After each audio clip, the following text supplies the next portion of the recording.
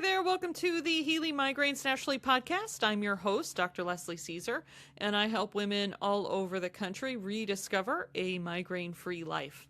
Why do I do this? Because I used to have chronic migraines myself, and it's the reason why I became a naturopathic doctor.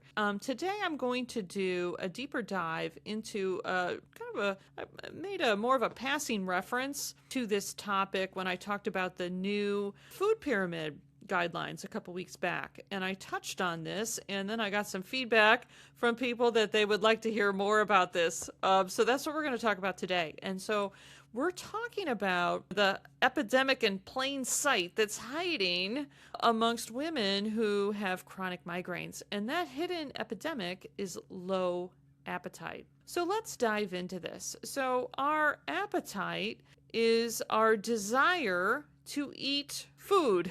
Not only the sensation of feeling hungry, right? Like, oh yeah, I'm getting hungry. I want to eat something here. It's sort of the desire, the enthusiasm that we feel around eating.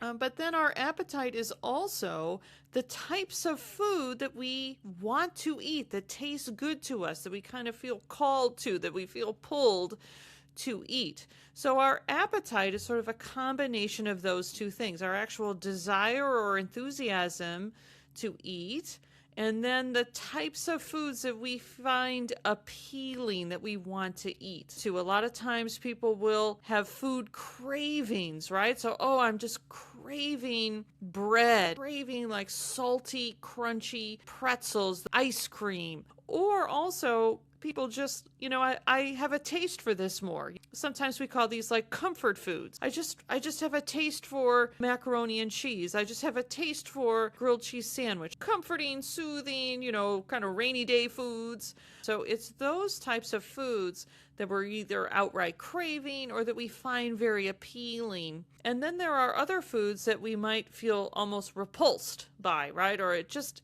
doesn't have a pleasant texture. It doesn't have a pleasant taste. Chicken breast. Oh, it's just so dry to me. It's just really unappealing to me, and I just kind of have to like choke it down. So then we have foods that we're sort of repulsed by. And that's part of our appetite too. Usually people think about those things as something that's innate to them. This is just sort of how I'm wired. I'm somebody that really likes French fries, right? Or they think that all psychological, right? Well, I'm just craving these chips because I must have some sort of, mental eating issue, right? Emotional eating issue that I'm struggling with, that I'm battling. That's why I keep craving the pretzels or the chips or, the popcorn or these types of things. A lot of people will assume that it's something like more on the emotional side. And what I have found in my work is that usually in like 9 out of 10 situations, that is not the case. Hi there, it's Dr. Leslie. If you're a woman having 8 or more migraine days a month, let's talk. I'll show you how to drop them to near zero in 90 days. And that's without adding more medication. In fact, you can even lower or possibly even completely wean off of your medication within 90 days. And that's without any agonizing cold turkey withdrawals. So let me tell you about one of my clients, Judy. She was nearly bedridden because she was having to take such strong medications for her migraines, and she could barely function. In fact, she had to close the doors of her small retail business, and she was feeling like a failure. She wondered every day, why was she doomed to suffer from migraines? But just like you, she found this Healing Migraines Naturally podcast, and a spark ignited. She knew that if she could just figure out why these migraines started in the first place, she could restore and recover her health again. So she booked her free consult call, and the rest is history. Now she reports months in between migraines and runs her small business full-time again. She followed the 12-week plan and got incredible results, and she's completely weaned off of all of those preventative medications that were leaving her feeling doped up and committing her to being bedridden. I have worked with women just like Judy from all over the United States overcome migraines naturally. So if you're serious about healing your migraines, then tap the link in the description and book a free consult call with me, just like Judy did. We do cap new clients monthly, so if the calendar's full, the doors are closed for now. So don't wait to reclaim the life you deserve to live. No matter how hopeless things seem now, with expert guidance, your body can heal and recover. So I look forward to chatting with you. Click the link now to schedule your call. And I actually just taught on this at a naturopathic school in San Diego this week. And I taught on this concept to the students. And this was actually new information for them too. So this is something that is not widely understood or taught or really considered within sort of the natural medicine industry, right? So when you're going to a natural practitioner like another naturopathic doctor like myself, or a chiropractor, or an acupuncturist, or a nutritionist, functional medicine doctor, health coach, this concept that I'm going to talk about today is not widely considered. I was not taught it when I was in naturopathic medical school. It's an understanding that I've gained, particularly since I've been working with women with chronic migraines exclusively since 2017, right? So this is an understanding that I've developed because I have worked so closely with women with migraines. And that's why I say it's sort of like this hidden epidemic in plain sight amongst women with chronic migraines. What we think of as our appetite is a little bit of a misconception. Now, where does our appetite come from? Our appetite comes from our digestive function, and this is what people don't understand. Our appetite is an expression of our digestive function. So if our digestive tract is struggling to break food down, then our body is going to change our appetite to accommodate our digestive function. And this is what people don't realize. So our digestive tract starts in the mouth, ends at the anus, okay? So when we're chewing the food, right, when we're swallowing the food, this is all part of the digestive function. So when I'm working with a new client, I'm doing a detailed assessment. Is every part of their digestive tract functioning properly? And if not, where is it not functioning properly? And then I'm looking for the impact on the digestive. And then I'm looking for the impact on the appetite. Starting in the mouth, we have to have enough saliva production so that when we're chewing the food, you've probably heard the phrase digestion starts in the mouth. That's because of the saliva starts to break the food down in the mouth, and we are chewing the food not only to break it up into small pieces so that we can swallow it, but so that we're kind of mashing that saliva into the food, getting it mixed up in the saliva so that the digestive process can start. Then we have to be able to swallow the food, put it into the esophagus. Then the esophagus squeezes the food down into the stomach. So you have to have proper nerve signaling. The muscles that line the esophagus, they have to have the nutrients that they need to contract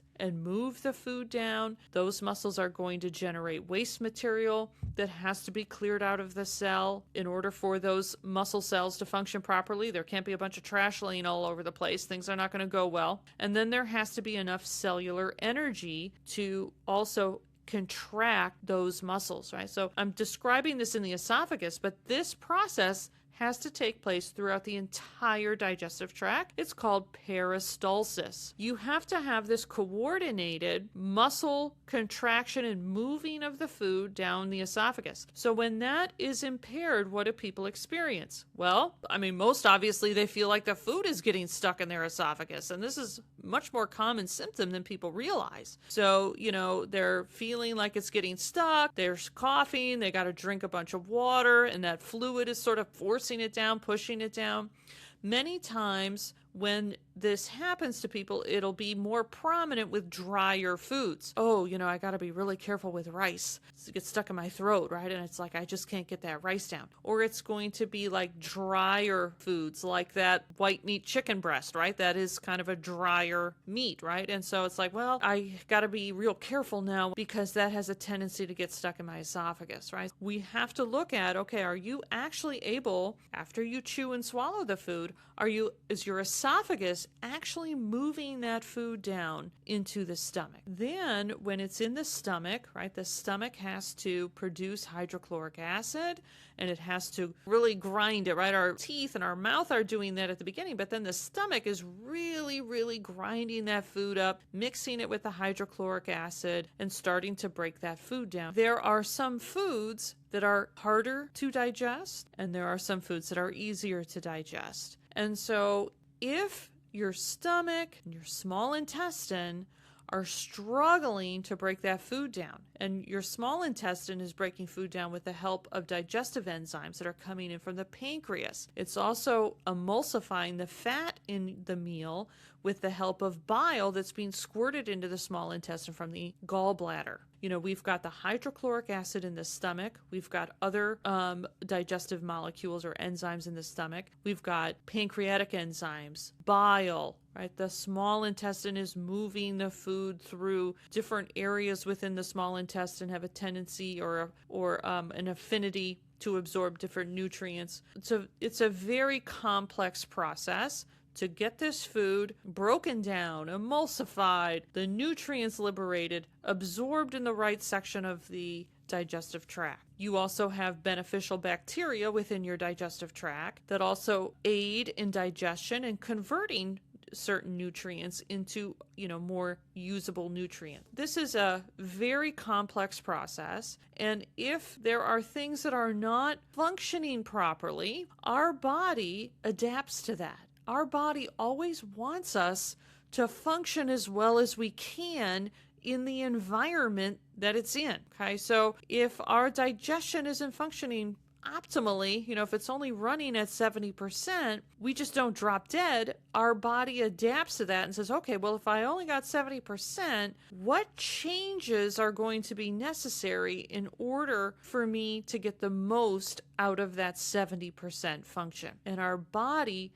changes our appetite so that we are drawn towards foods that are a better fit for our digestive function. And this is what people don't understand and what people are not talking about when they're talking about making, health supporting dietary changes, etc. I'm telling you, the food cravings that you're having are probably not due to a deep-seated mental and emotional issue. What I have found in my work is for a small percentage of people, yes, there is a mental and emotional component to food cravings and their relationship with food and so on. But for the vast majority of us, the food cravings that we're experiencing is our body driving us, encouraging us to eat the food that our digestive tract can actually break down. So the foods that are the easiest foods to break down are very glucose-dense plant foods. We call these things carbs. This is why these things are so appealing to us, because most Americans, their digestion is struggling. All plants are made out of carbohydrates, okay? So this is another common misconception. People say, well, I'm cutting the carbs, right? What do they mean? They mean they're cutting out potatoes and they're cutting out bread and they're cutting out pasta. But all plants are made out of carbohydrates, okay? Carbohydrates are long chains of glucose, and they give plants their structure so that plants can stand up. And some plants, the plants that we eat, we can actually sort of snip the glucose off of those glucose chains. Most plants we can't eat. They're poisonous, but also they have a type of carbohydrate. The way the glucose is on those carbohydrate chains, we can't snip that glucose off those chains. So the plants that we eat, we can sort of liberate the glucose off of that carbohydrate chain, and we can bring that glucose into our bloodstream to use it as a fuel. Your blueberries and your broccoli are just as much made out of carbohydrates as your potatoes and your pasta. It's just that potatoes and pasta have a lot more glucose on those chains. Blueberries and broccoli don't have a lot of glucose. So within the plants that we eat, there's a very big variance as to how much glucose is on those carbohydrate chains. So this is one of the easiest tasks for our digestive tract, is to liberate the glucose off the chains. So if I'm struggling to break down food, I'm going to be drawn to eat something that has a lot of glucose in it because I can get a lot of bang for the buck. Everything in your body prefers to run on glucose. If you're in a famine, it can run on ketone bodies. You can mimic a famine by doing a keto diet, what used to be called an Atkins diet, and then your body will switch its metabolism to run on what are called ketone bodies. Your liver can also make glucose, right? So then your liver will start making glucose to augment that. But our body prefers to run on glucose. And so if our digestive function starts to deteriorate, our body says, all right, how do I thrive in this environment where my digestion is, operating at 50%? Well, I know I need glucose. I'm going to make her want to eat glucose. She's going to want the chips. She's going to want the candy, right? Your body is trying to keep you alive. It's trying to do the best for you. I know it feels like your body hates you and that it's trying to torture you, but that's not actually the case, right? You're not conscious of this. This is not a choice that you're making, but it just seems like, oh, those pretzels, that tastes so good, right? Oh, those French fries, the hard candy. Why can't I stop eating this, right? Our desire, our appetite, the foods that taste good to us are going to be compatible with our digestive function. Foods that are very hard to break down are animal foods. Protein-dense animal foods are harder for your digestive tract to break down. Okay? It requires more energy to break down protein than snipping glucose off of a bowl of pasta. Certain animal foods are easier to digest than others. So guess what, right? Nobody likes to eat that dry chicken breast when they have low appetite. That's because that's harder to break down than, say, the protein in eggs, right? When people have low digestive function, they want to eat more easily digestible protein sources, okay? This is where dairy protein, casein, is easier to break down. And so this is where people start, oh yeah, cottage cheese. This seems just, oh, I love cottage cheese. I just want to put cheese on stuff, right? I want a grilled cheese. I want to put that shredded cheese on everything. I want a cheese sauce. Beef, particularly ground beef, okay? When you grind up the meat, a lot of people with low appetite, they can eat a hamburger, they can have ground beef and a taco, but you put a steak in front of them, oh no, this tastes dry. This is overcooked. I got to chew this too long, right? It just becomes unappealing. This is why a lot of people now, they prefer the factory-made heat and serve protein options, right? So you go into Costco, you go in there, they just have row after row of those refrigerator cases or the freezer cases, right? Where there's factory-made sort of heat and serve protein options for you. This is like the Amy's Organic chicken sausage or, chicken burgers or the chicken meatballs. It's like so much easier for the typical American digestive tract to break that down than to sit down and have like a pot roast. My grandmother, she used to make pot roast all the time, right? These are tough cuts of meat. People don't eat like that anymore, right? We're eating the stuff that's kind of pre-ground and reformed for us in the factory, and it's not functioning 100%. And so you can see that the food supply has changed to accommodate people's digestive function. So your food cravings, right? On the easiest digestible side of things, you've got things made out of grains. Hardest food to digest is going to be your protein dense, your animal foods. Kind of in the middle is the fat category. So fats are emulsified. They have to be emulsified by the bile that your gallbladder squirts into your small intestine when the food moves from your stomach to your small intestine to allow the enzymes that are coming in from the pancreas to break those fat molecules down into the individual fatty acids that are part of those little fat molecules. That is something that is harder to do than liberating glucose off of carbohydrate chains, but easier than breaking down protein into amino acids. So this is why a lot of people They want the toast with the butter. They want the macaroni and cheese because you're combining the glucose and the fat, and that's pretty easily digestible. Then you put in the protein and people say, I just want a couple bites.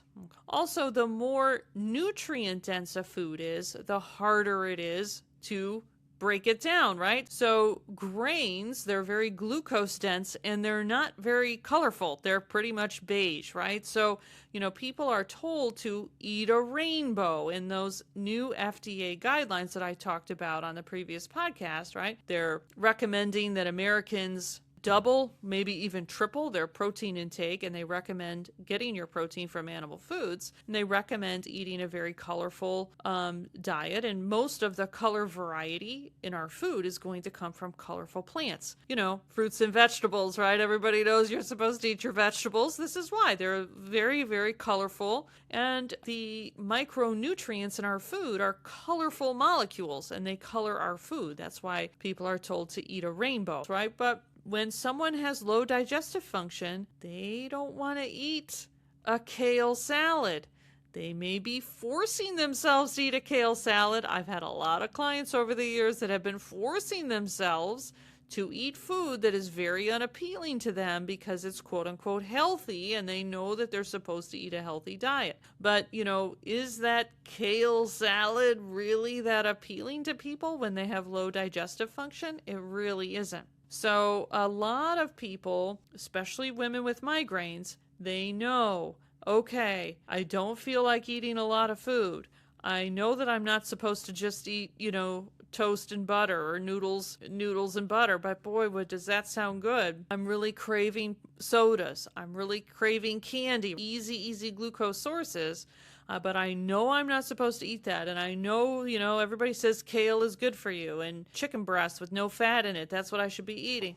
And so they're sort of white knuckling their way through their meals. They're forcing themselves to eat these foods and they're feeling worse and worse. And this is why. Because if you're putting food into your digestive tract that your digestive tract can't break down, no one's going to feel great in that situation. It's not advisable. If you're prone to migraines, and you put a bunch of food into your digestive tract that you can't break down, because that food is going to start to rot in your digestive tract. Just like if you leave food out on your counter, you forget to put it away in the fridge and you leave it out on your counter, that food starts to rot. The food in your digestive tract is in a 98-degree environment, okay? The food that you forget on your kitchen counter that you forget to put away, that's in a, 68-degree environment. This is why we've got to, when we eat food, our digestive tract has to spring into motion, break that food down so that the food isn't there anymore. We're liberating the nutrients, right? Obviously, we are going to have some waste material as a result, but we've got to break that broccoli down as fast as possible so that it doesn't start to rot. If you are putting food in to your digestive tract, this is a fantastic way to get a migraine. And so for migraine sufferers, this issue is particularly relevant. Someone who is not prone to migraines, they might put a bunch of food in their digestive tract, can't break down. They might feel real foggy. They might feel real tired. Oh, why do I have to take a nap? Feel like I'm going to fall asleep at my desk after I eat my lunch. So they might feel fatigued or brain fogged, or they might have a lot of digestive symptoms, right? They might be having heartburn and indigestion, and they, might have to run to the bathroom or something like that. They may not feel great, but if they're not prone to migraines, they're not going to go feeling reasonably well to, now I'm laying in a dark room with an ice hat on, and, please nobody bother me or I'm going to rip your head off, right? So the stakes are a lot higher for those of us who are prone to migraine. What do you want to look for to know whether or not you have low appetite? Well, can you eat 3 meals a day? A lot of people, they don't remember the last time they felt hungry for a breakfast. And so many people say, oh, well, I'm just not a breakfast person. I've been like this my whole life. I mean, I was like this as a kid. I wasn't eating breakfast when I was a kid, and I didn't have migraines then. So, I mean, this is just how I am, right? I hear stuff like this all the time. There's a reason why all over the world There's a cadence to our meals, and there's a concept of breaking the overnight fast. When we're sleeping, we are engaging in a fast. And then we break the fast with our breakfast. I love this word in English because it's a literal word, okay? And so around the world, people are breaking that overnight fast. That's not a coincidence. Everybody knows you're supposed to eat breakfast, right? But if you don't have an appetite for breakfast, your body doesn't want you to put that food in there. This is why I want to caveat everything that I'm saying here. The point of this podcast is to not tell you to go out, force yourself to eat a breakfast, force yourself to eat protein, force yourself to eat colorful vegetables. If you don't feel like eating breakfast, okay, we should start to get hungry within about an hour after we wake up because we just fasted for a long period of time. But, most of us are not eating the second before we fall asleep, right? So we probably haven't eaten anything in at least 10, if not 12 hours. So we should start to feel hungry when we wake up and we get moving and we start being active. We should develop an appetite. That's what should happen. If it's not happening, it's because your digestive tract is like, hey, look, she may be up, but I haven't woken up yet. I'm not ready for the day. Don't put anything in here. So we don't feel like eating. If you override that and you're prone to migraines, it's a great way to get a migraine. So we should feel like eating 3 times a day. We should have enough of an appetite where we can eat a full meal.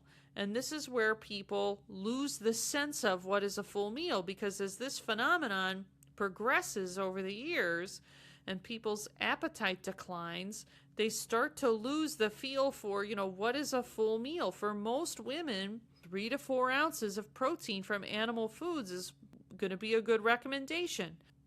Serving of grains or beans, some vegetables, maybe a little fruit, maybe you want a little nuts and seeds sprinkled on something for flavor, right? We should be able to eat the variety of food groups in a reasonable quantity 3 times a day, okay? And so many women with migraines, they're not eating very much protein with 1 or 2 meals per day because they don't feel like eating it. It seems unappealing to them.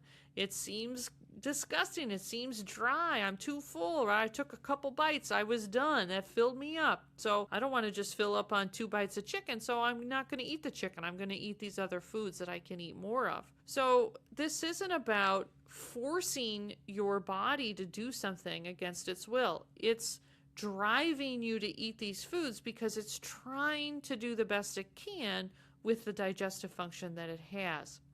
So often my clients will say, to me, I feel full, right? I eat my meal and I feel full. So what do we think? Well, if I feel full, I must have eaten enough, right? That's what it seems like to us.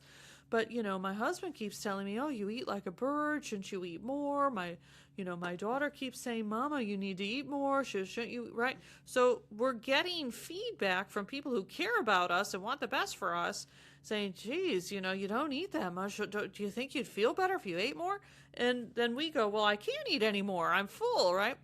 That's a clue that your appetite is diminished. And then if we're craving these easily digestible foods, it's probably not a mental emotional issue. It's probably your digestive tract trying to, do the best it can, and it wants easily digestible foods. If you have digestive symptoms, and we've talked about this so much on the podcast, you should not have digestive symptoms. And most Americans do not know this because we have been told that it's normal to eat a piece of pizza and then have heartburn and need to take a Tums, okay? It is not normal to eat food and then have heartburn, indigestion, gurgling, gas, bloating, all of these symptoms. A lot of women just think it's normal that, well, I woke up and my stomach was flat, but, by the time I go to bed, it looks like I'm pregnant. That's a symptom of bloating. That's not normal digestive function. If you can't produce enough saliva, if it's like, oh, I got to drink a lot of water when I'm chewing because this just is all dry in here and I can't swallow. If things are getting stuck in your esophagus, or it's like, oh, this is not going down, right? Anything, right? Your stomach is queasy, heartburn, gurgling, you're having loose stools, you are having constipation, right? Everything, you should eat your food. You should, oh yeah, this looks good. This looks like good food. I'm hungry now. I'm going to eat my meal. You should be able to chew your food, swallow your food, and then once your food gets in there, you shouldn't notice it, okay? So how do we get out of this situation, okay? The number one thing is that we have to give our digestive tract the food that it can actually accommodate, and then we have to restore the digestive function. So when I taught at the Naturopathic College this week, and I talked about how I approach this with my clients, there were a lot of light bulbs going off because no one had ever taught them like this before. Hi there, it's Dr. Leslie. If you're a woman having 8 or more migraine days a month, let's talk. I'll show you how to drop them to near zero in 90 days. And that's without adding more medication. In fact, you can even lower or possibly even completely wean off of your medication within 90 days. And that's without any agonizing cold turkey withdrawals. So let me tell you about one of my clients, Judy. She was nearly bedridden because she was having to take such strong medications for her migraines, and she could barely function. In fact, she had to close the doors of her small retail business, and she was feeling like a failure. She wondered every day, why was she doomed to suffer from migraines? But just like you, she found this Healing Migraines Naturally podcast, and a spark ignited. She knew that if she could just figure out why these migraines started in the first place, she could restore and recover her health again. So she booked a free consult call, and the rest is history. Now she reports months in between migraines and runs her small business full-time again. She followed the 12-week plan and got incredible results, and she's completely weaned off of all of those preventative medications that were leaving her feeling doped up and committing her to being bedridden.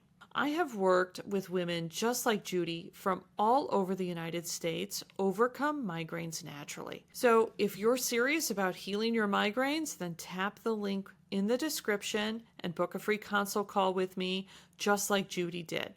We do cap new clients monthly, so if the calendar's full, the doors are closed for now. So don't wait to reclaim the life you deserve to live.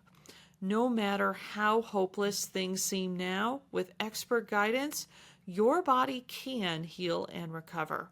So I look forward to chatting with you. Click the link now to schedule your call. So with my clients, I'm doing this detailed assessment when we start working together as to where is their digestive function and where is their appetite. And then, contrary to what every other natural practitioner does, what my clients have been told to do before, and how these naturopathic students are being taught in their medical school, I don't just whip out the healthy eating handouts. If I take a woman who's in the throes of chronic migraines and just say, okay, I want you to eat like this, right? I want you to eat like the new food pyramid. I want you to eat according to my handouts because this is what healthy eating looks like. And your digestive tract can't handle it, you're highly likely to get a migraine. So I recommend that my clients eat the food that they can actually digest, and then we come in, usually with some herbs, to very, very gently stimulate their digestive tract. Okay? This is not giving things like pancreatic enzymes or hydrochloric acid or bile salts. In some cases, I might do something like that because the function of the organ is so impaired that we really need to augment the organ that's struggling. But the ultimate goal is to actually get your digestive organs functioning properly on their own. And so there are some herbs that are called bitter herbs that will stimulate the digestive function. Some of them are very very gentle. Some of them are very, very strong. So this again is where I customize this for my clients, right? So if I have somebody with, maybe 75%, digestive function, I can do a stronger stimulation on that digestive tract than if I have somebody where it's like their digestive tract is like really struggling, 25% function. I'm going to go with something that's very, very gentle, very, very low dose, and a little bit of a nudge rather than a push. And so a lot of people say, well, Dr. Leslie, why don't you just say, what should I take? What should I take? And this is why I don't give specifics on this podcast. I'm not selling supplements. I don't have an herbal medicine company selling those products. When you listen to people that are doing podcasts with the purpose of selling their products, then, their product is like a miracle cure for everything. That's not what I do. I work with my clients after doing detailed individual assessment, and then I'm using my knowledge and experience to say, okay, what is going to be the best thing for this person? Because again, if you're prone to migraines, right, we know how sensitive we are, right? So if you push the digestive tract of a chronic migraine sufferer too hard, they're probably going to get a migraine. Ask me how I know, okay? My own personal painful experience with practitioners that didn't understand this. What I'm doing is very carefully trying to identify where's the function, and we want to get enough of a push, enough of a stimulation so that the organs do start to repair and recover and start functioning properly on their own. But we got to get that right balance. We got to get just the right level of push. Not too weak that we're not making progress, but not too strong that we're tipping into a migraine. And so I'm not going to give you specifics on the podcast because I don't want you to hurt yourself, okay? This is not a joke. A lot of people think, oh, well, it's natural medicine, it's natural, nothing bad can happen. Far from the truth. These are very powerful herbs, and if they're not used in the right way in the right context, especially if you're prone to migraines, you could very easily get a very, very bad migraine. You might have experienced this with other practitioners, right? So I don't operate that way. I have been in that hypersensitive state myself. I know how paralyzing it is, right? We know we need to do something differently to feel better, but we're so afraid because any little thing that we do differently can tip us into a migraine. I have been there personally. I get it. I work very hard trying to thread this needle of giving enough of a push, enough of a change towards health without tipping my clients into a migraine. Okay, so I hope this was helpful to you. We did a deeper dive into this, and let me know if you saw yourself in some of these descriptions. Okay. Like I say, this is very, very common amongst women with migraines where they have a low appetite. They are not able to eat enough food in the day to many times meet their basic just energy requirements, let alone nutrient requirements. And that is not because sort of how they were wired or their genetics or their willpower or mental, emotional food issues. It's due to their digestive function not being adequate to digest or break down more quantity of food or more nutrient-dense foods. I will add one more thing here because when I do talk about this, a very common reaction that women have is, well, so you're going to tell me to eat more food, like the goal is for me to eat more food? Well, I want to lose weight. How's that going to work, right? So here's the thing. People don't gain weight when they're eating a health-supporting diet. When we have this dialed in properly, women are not gaining weight, okay? Most women, most of my clients, they do want to lose weight. We have been told that our weight is like a simple math equation. Calories eaten minus calories burned equals our weight. And our weight is not a simple math equation, it's a complex calculus equation. Certainly, if we tremendously overconsume calories, if we tremendously overeat, we're going to put on weight. But most of my clients are not eating enough food. They're not eating enough calories to just support their basal metabolic rate, which your basal metabolic rate for most women is going to be around 1,400 calories a day. That's typical. Many of my clients are not able to even eat 1,400 calories a day, and yet they're overweight. Okay, so your weight is not just calories eaten minus calories burned equals your weight. If that were the case, nobody would have a problem with their weight. People with low digestive function, they would all be underweight, and that's not the case. Most people with low digestive function and they're under eating are actually overweight. Okay, so if that little devil on your shoulder when you're listening to this starts to say, well, what about Dr. Leslie's going to make me even fatter than I already am? That's not the case. So I'm just going to put that caveat out there as well. When our body is functioning optimally, when we have enough nutrients to function properly, when we don't have an overload of waste material and toxins, when we have enough vitality and cellular energy, we're eating a health supporting diet, people are not gaining weight because of that.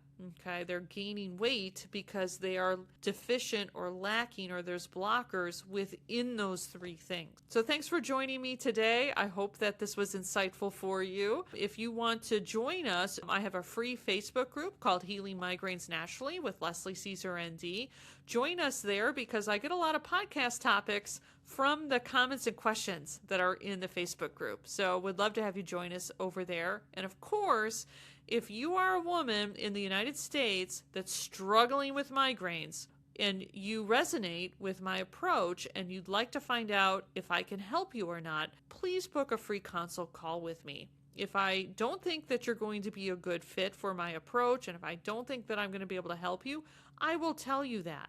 But if I do think that I can help you, I will also break it down for you as to what is it like and what's involved to work with me one-on-one. If that resonates with you, go ahead and book that call. I would love to talk with you. So see you next time, guys. I will talk to you soon.